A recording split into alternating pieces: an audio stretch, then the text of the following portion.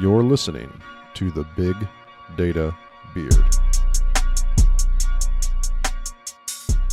Hey there, Big Data Beard fans. We are back at Splunked.conf 23 in Las Vegas. As you know, the Big Data Beard team does love to go to a technology conference, one of our favorite things in the world. And in the last 3 years, since the Big Data Beard was kind of on a hiatus, we haven't not been doing anything. One of the things that has consumed a significant amount of time for myself and Kyle and Mr. Rob Castley, who's joining us today from Splunk, is focus on sim racing. Sim racing, the idea of a racing simulator video game and getting good at it. And I wanted to share a little bit about this data drivers program that the Big Data Beard team has been involved in some cases, but that Splunk has been driving forward.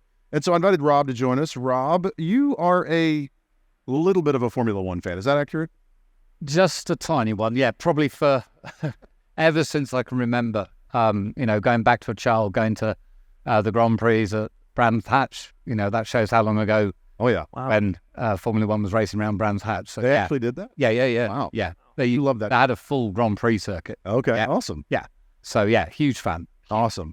Well, it's so this Big Data Beard, this data drivers program was born out of this idea that we wanted to get data out of sim racing. Actually was started by the Big Data Beard's virtual race to .conf that we did in 20 whenever we were all, remote. We wanted to have some fun. So we started tinkering with getting data out of these games.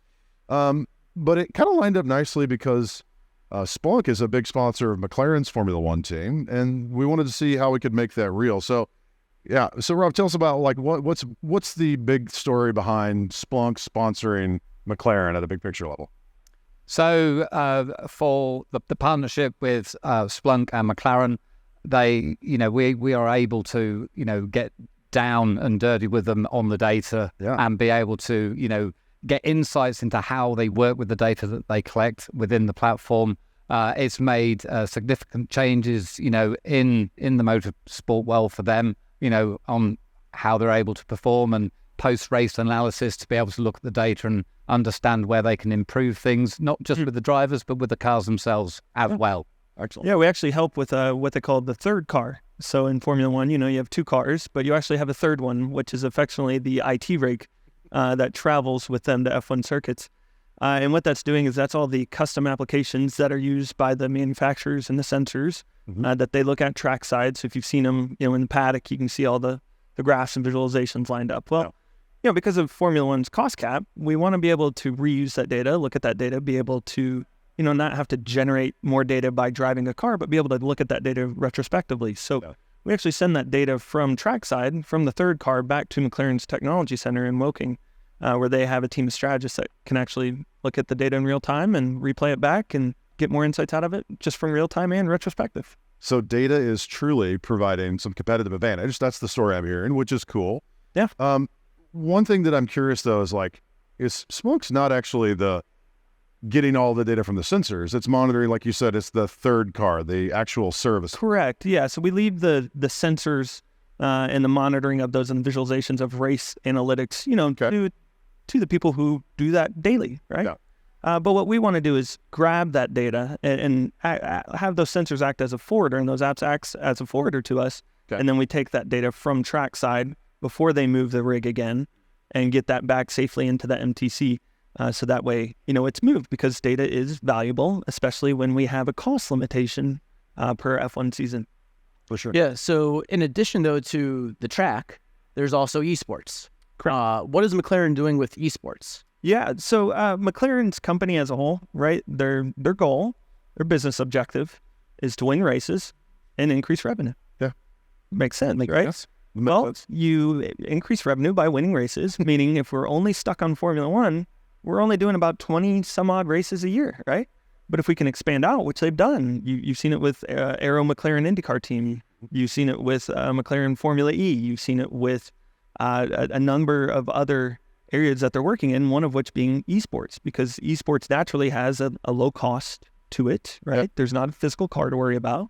And then it helps grab talent. So yeah, it's really impressive to see what's going on. And esports, it's not just video games. It's not just kids playing. It's actually larger than music and movies. industries combined. Wow. So it's a large total addressable market for McLaren to go in and earn more revenue. So it makes complete sense from that perspective. And it's not just McLaren that's doing it from a Formula One perspective. Mm-hmm. Every one of the 10 constructors in Formula One has an esports team. Wow. So they're actually able to race around in the Formula One circuits as well during the season. So it's pretty interesting to watch on top of that. So if you're looking for a race fix, check out esports as well for some good sim racing. Yeah, F1esports.com is where all that stuff lands. It's quite interesting. One of the things, though, that you mentioned earlier was data is competitive advantage, right? Mm-hmm. And we've talked to now countless numbers of organizations that have said data is, useful. It's literally how we derive value and go compete in the market more effectively. But how do you do that in esports and specifically in sim racing in the F1 world? How does somebody, actually get data out of that thing to do something useful with it? How does that work, Rob? Yeah, so great question. We're very fortunate with the game in question, which is the EA Sports F1 franchise series of game. Yep. It provides the ability for you to capture the data via a UDP stream directly out of the game. Really? Okay. Yep. So basically, you can go into the settings of the game, into the telemetry, and you just tell the game where to send the data to. Okay. You then need a collection engine Okay. that is going to take that UDP data, and then it's got to do a little bit of transformation on it to turn it into a payload that you can ingest into a given platform. Mm-hmm. So in the case of, what we do at Data Drivers, we take that data and we turn it into a payload that both Splunk Enterprise, Splunk Cloud can take, and Observability Cloud can take as well. Okay. So we've got it going into two different, engines where we can then obviously visualize the data from the games themselves. And on the esports side of thing, if you look at what McLaren achieved last year in the esports series, they won it. And they won it because of the data that we collected for them. Wow. Yeah. So they were able to do things like, okay, it's beginning to rain in the game, and we're starting to see lap times decrease, and they were looking at the data that they were collecting and looking at the data of, because you can actually get all the data of all the other drivers in the game as well. So not just your data. Really? So they were able to look at all the other drivers and seeing how they were performing and could make the call to say, right, box, we're going to get some, intermediates on now. And, it was just having the game data there and being able to look at it and make those split-second decisions that really helped them seal that championship. Yeah, so, what kind of data are we talking about? What's the frequency, the size? Yeah, no, so the data, you can configure the frequency as to how often the data comes in. So you can go like from 60 hertz all the way down to 10 hertz. And then the data that actually comes in is absolutely everything, almost like having a real pit wall screen. You've got tire temps, tire deg, brake temperatures, you've got engine revs, you've got gears, you've got damage, you've got number of laps, that's mine, sector times. Yeah. It is, when you see all this like on a Splunk dashboard, it's just like being at the pit wall. Yeah, it's super cool. It's almost an overwhelming amount of data, and Yeah. really start to go, okay, how do we use this strategically? Yeah. And there was even some things, I think my favorite data point that we got, or the realization that we had, was in a tire, you were pulling not just tire temp, but the inner, the middle, and the outer tire temp and the variations across that of each tire individually. So just seeing the level of detail in these is it's truly not just a video game, but more so a simulation. Yeah. So with data drivers, they're so just give me some numbers. Like, what are you actually doing every second? Like, how much? Yeah. So we do about we set it to 10 hertz, so 10 times a second we take a sample, and we do about 300 data points a second. Wow. Or 300 data points 10 times a second. So we're doing about 3,000 data points or 3,000 events within a second per car. And to the point earlier, right? Every constructor has 2 drivers, so we're doing about 6,000 data points a second for McLaren's 2 drivers, and then if we want to expand that further, we can do it. So it's quite a payload and quite a process to get that data from game up to Splunk. Yeah. And the really cool thing about it is when the data sent to Splunk Observability Cloud, it is real time. That's awesome. Yeah, it's like sub-second. That's what you need, right? For what you're talking about, the use cases around being able to box and all that stuff. Like, that's super critical. Yeah. So what are those? I don't I don't work for McLaren. I've never been on the pit wall. I know a thing or two about cars, and I'm a Formula One fan, obviously, but what in that data set is actually like the most interesting and useful? Because you mentioned that the McLaren Shadow team used Splunk to develop a strategy during a race that ended up helping them win. What kinds of things are they looking at? I know we can get data from a lot of different places, but what was interesting? So for me, it's always interesting. On a hot, sunny day where track temperatures are high, tire degradation can be high. Yeah. So you'll be looking at the tire deg, across that race because for those who are not familiar with Formula One, you have to change your tires at least once in a given race. Okay. Sometimes there are strategies where 2 stops are better than 1 stop, but you'll be looking at tire degradation on those tires and making the call that right, round about lap 17, I need to be in and put a set of mediums on, for example. Yeah. So looking at that. Then they'll be looking at lap times. Okay, so is the tire that they're on currently the best tire compared to looking at data from other drivers that might be on a different tire strategy? Okay. And you'll see it on the TV in real life, is that you'll hear them say, right, plan B, Checo, and it's like, hang on a minute, that's a tire strategy change. Oh, okay. And that can happen in the world of sim racing. Exactly. Wow. That's awesome. Yeah.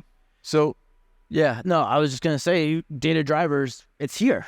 It's at Conf. So where can people go to actually share their data, their experiences driving with esports? Yeah, great question. So if you head down to the Source Pavilion, if you go into the Source Pavilion, you'll find the data drivers stand there. We've got 2 simulators up and running for the conference this week. Just get in the queue, come and put in some best laps. You never know, you might win a prize. Yeah. And we actually, one cool thing to point out too is we're actually testing the code that we give back to McLaren for the data collection process. Oh, really? Yeah. So, yeah, thanks for all, helping us generate some data and test the code live, right? Yeah. You're testing in production. Well, maybe dev, right? Yeah. So dev is the conference. Right. Production is when you hand it over to McLaren. Right. We don't have championships on the line this week, fortunately. So what track are they racing on? So we're actually going to be racing Vegas because we are in Vegas. And Rob and I have been working the past few weeks to get this data in. And it's been good fun because my wife will come downstairs and say, "Oh, you're playing video games again?" "Oh, I'm working." Yeah. But it's been an absolute pleasure to work with Rob, and it's pretty wild this day and age. We're actually developing, across the Atlantic from each other with me in Nashville and him outside London. So it's been really wild to, play video games, write code with somebody who's not even in the same continent as you. Yeah. Yeah, it's worked really well, super well. Yeah, that's fantastic. So I have to ask, and this might be a little bit of a wedge between the friendship here, but who's the fastest driver out of the 3 of you?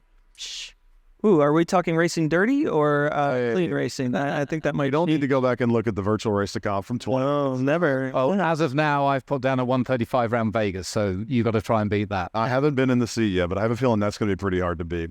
So I did like that, Kyle. You mentioned something there that you were able to use video games in your day job to support McLaren so that you could play video games at home more often. Yeah. Brilliant strategy. I love that. Now, I'm curious, what's next for data drivers? Have you guys done any recent trips anywhere that you wanted to preview and tell folks about? We just got back from the McLaren Technology Center, where we were able to film a video for the Las Vegas Grand Prix. We were able to showcase to see how resilient our drivers are. And it was an absolutely wonderful experience. That is just a beautiful, stunning, beautiful building and headquarters there. And I think I had an absolute blast. You had a decent time too, Rob. What was it like meeting Lando and Oscar? I love it. Yeah, it was quite stunning, but it's a fun thing to be a part of. See, data brought to sim racing and esports. And one thing for the future of data driving. Yeah, for sure. I did ask that question. Absolutely asking that. One thing that if you are looking to get your hands on with racing data, we have a couple different episodes at boo.splunk.com where you can actually play with racing data through Splunk Enterprise and Splunk Ollie Cloud and Splunk ITSI. So if you do want to get your hands on with the data, that's a wonderful way to do it. Rob and I will be testing out F1 2023 to get more data out of it and see what else we can get, because as the game changes, the data changes. We want to make sure we're giving the best product out there. So stay tuned and see what else we find in the code. I like it. Well, it's been fun to chat about the partnership between Splunk and McLaren. Clearly cool to highlight. even neater to hear how data is being used for competitive advantage, thanks to some brilliant technologists. So thank you for the work, and thanks for letting me be part of it and talk about it. I do encourage you all to check out, again, if you're at the Source or at the .conf this week with us here in Las Vegas, swing by that Source Pavilion, get your hands on the wheel, see if you can beat Rob Castley's 135, which seems like a pretty fast time. And stay tuned for other conferences. I think at some of the other ones later this year, you'll see those McLaren simulators pop up in the Splunk booths as well. And hopefully even more interesting data being brought to life using Splunk. So thanks so much for listening to this Big Data Beard podcast, and stay tuned for more from Splunk's .conf 23 live from Las Vegas.